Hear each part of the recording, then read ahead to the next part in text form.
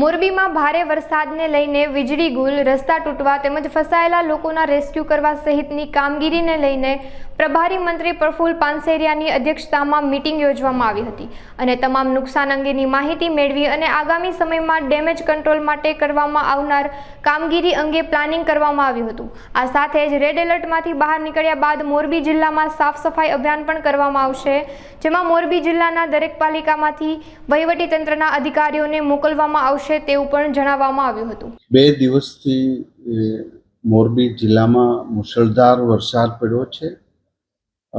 2 દિવસની અંદર અનેક ગામો સંપર્કની અંદર જવા માટે પણ યાતાયાતની પાણી ભરાયેલા હતા અથવા તો રોડ ઉપર 2-5 ફૂટ સુધી પાણી હતા।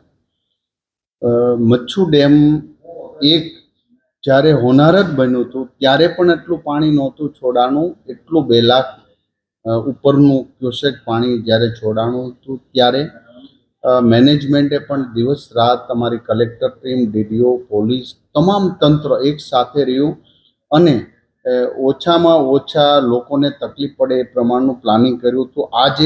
આજની તારીખમાં મચ્છુ 1માં 16,088ની આવક છે તો 16,088 જાવક છે। મચ્છુ 2માં 22,348ની આવક છે, 22,348ની જાવક છે અને મચ્છુ 3માં 31,000ની આવક છે ને 31,000ની, એટલે બધી સ્થિતિ નિયંત્રણ પર છે। નેશનલ હાઈવે જે ખરેખર ખૂબ મહત્વનો પ્રશ્ન હતો, કચ્છથી મોરબી સુધીનો, જે માળિયા પાસે તો તૂટી ગયું હતું 100 મીટર જેટલું, એને પણ યુદ્ધના ધોરણે રિપેરિંગ કરી 4 વ્હીલ ગાડી માટેનો અત્યારે ખુલ્લો મૂકી દેવામાં। સવારે 10 વાગે આ રોડ તમામ વ્હીકલો માટે ખુલ્લો મૂકી દેવામાં આવશે।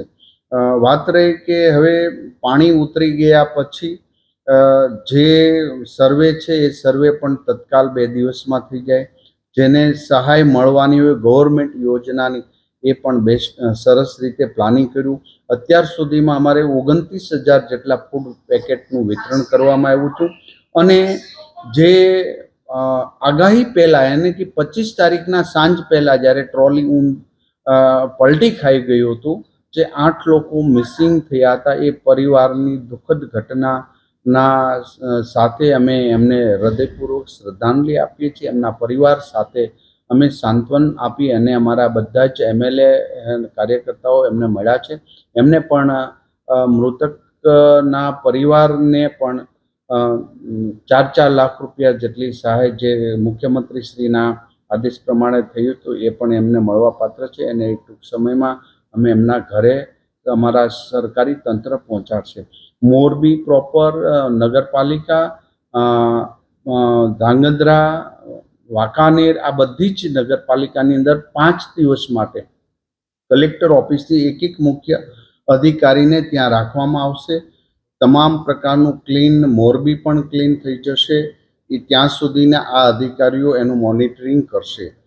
જ્યાં વાહન બધી જ જગ્યાએ છે, જેસીબી, ટ્રેક્ટર, બધી જરૂરિયાત હોય તો ભાડેથી એક્સ્ટ્રા રાખીને પણ તમામ ટાઉન પ્લેસ અને નગર સ્વચ્છ કરવા માટેનું પણ પ્લાનિંગ કર્યું છે। કુલ 97 ગામોમાં વીજળી ન હતી ત્યારે અત્યારના સંજોગોમાં 28 ગામોમાં વીજળી નથી અને આજે 10 વાગ્યા સુધીમાં રાત્રિમાં લગભગ દરેક ગામની અંદર વીજળી પહોંચી જશે। માત્ર 2 ગામ જ એવા છે કે જ્યાં પાણીના હિસાબે પોલ પડી ગયા છે, એને ઊભા કરી શકાય એમ નથી, એનું સવારે કામ થશે। માત્ર 2 ગામો જ વીજળી વગરના અત્યારે છે, જેનું સવારે યુદ્ધના ધોરણે કામ શરૂ થશે અને એને પૂરું કરી દેવામાં આવશે।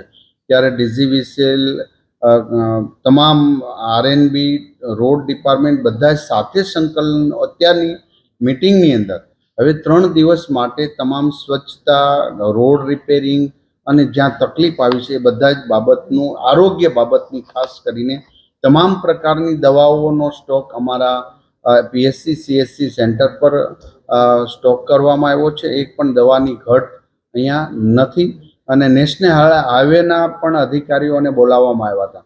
ત્યારે આજે છેલ્લા 48 કલાકથી અમારી કલેક્ટરની ટીમ, DDOની ટીમ, પોલીસ અધિકારી મિત્રો શ્રી, અમારા DGVCL અને તમામ એજન્સીઓ દિવસ રાત કામગીરીના પરિણામના અંતે લોકોના સુખાકારી માટે ખૂબ સુંદર રીતે કામગીરી કરી છે. અમારા દરેક MLA MP અમારા પ્રભારી સચિવ દરેક લોકોએ પણ દિવસ રાત કલેક્ટર ઓફિસે જ પોતાનું ઘર બનાવી અને લોકોના સુખાકારી માટે આપણે ઈશ્વરને પ્રાર્થના કરીએ છીએ. લગભગ હવે નહિવત જેવી પરિસ્થિતિ મચ્છુ ડેમના પાણીની આવક અને જાવક બંને કંટ્રોલ છે, જે રેગ્યુલર હોય એ રીતનું છે. આજના રેડ એલર્ટની અંદર જે વરસાદ આવે એના બાબતની અંદર પણ હવે કોઈ ગભરાવાની જરૂર નથી, સાવચેતી રાખવાની જરૂર છે. કોઈ પણ નાળા કે પાણી ભરેલું હોય અને તત્કાલ ગાડી ન ચલાવો, કારણ કે પાણી ધોવાઈ ગયું, ખાડો પડ્યો હોય અથવા તો ત્યાં મોટો ખાડો હોય તો પાણી ઉતર્યા પછી જ દરેક લોકો 4 વ્હીલ 2 વ્હીલ ગાડી ચલાવે.